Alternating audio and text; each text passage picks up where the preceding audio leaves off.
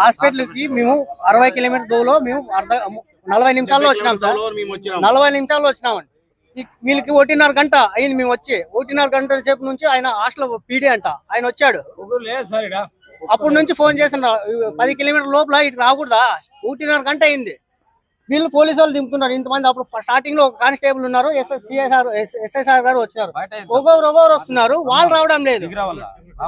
వాళ్ళు రావడం అనంతలక్ష్మి కాలేజ్ వాళ్ళు రావాలి కదా, వాళ్ళ రూమ్ లో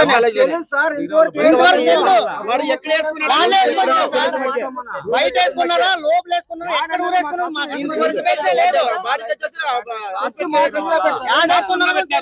వచ్చి మాసిలో పెట్టినారు. బాడీని తీసుకొచ్చి ఏ ఇంటిమేషన్ లేకుండా తీసుకొచ్చినారు.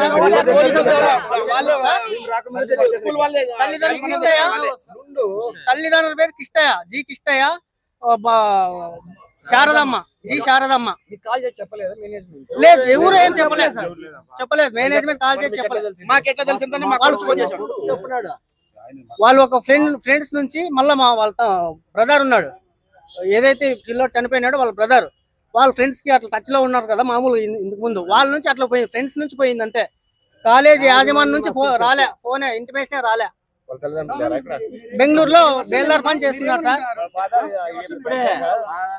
మా వర్షన్ ఏమనుకుంటున్నాం అంటే వాళ్ళ యాజమాన్యం వచ్చి ఇక్కడ ఏం జరిగింది అది చెప్పాలని మా డిమాండ్. లేదంటే బాడీని తీసుకుపోయి కాలేజీలో పెడతాం. ఆడే అంటే వేధింపుల వల్ల చనిపోయినా ఇంకోటి ఏదైనా ఏది జరిగిందో మాకు తెలీదు. వాళ్ళు ఇక్కడికి వచ్చి చెప్పాలా. ఇంతకుముందు అయితే చెప్పాడు కానీ తోటి విద్యార్థులు గానీ చెప్తున్నారు అక్కడే ఊరేసుకున్నాడు, మేము ఈ రోజు కాలేజ్ రాలేదు, వాకులు పగలగొట్టి పైన ఎక్కి చూసినారంట. అది ఎక్కడ ఎక్కి చూసినారు కూడా తెలీదు. మాకు కాన్ వచ్చింది, కింద డోర్ పగలగొట్టి చూసినాము, మేమే దించినాము. వాళ్ళు చెప్తున్నారు ఎక్కడ ఊరేసుకున్నాడు ఏం జరిగింది అనేది తెలియదు మాకు అసలు. కనీసము ఒక స్టూడెంట్ కాలేజీకి పోకుంటే వాళ్ళు ఒక ఏదైతే వాళ్ళు స్కూల్ టీచర్ ఉన్నారో లేకుంటే వాళ్ళు యాజమాన్యానికి ఇంటిమేషన్ ఇవ్వాలి కదా, ఈరోజు మీ అబ్బాయి కాలేజీకి రాలేదని. ఇవాళ వద్దా మీరే చెప్పండి. పేమెంట్ చెప్పాలి కదా.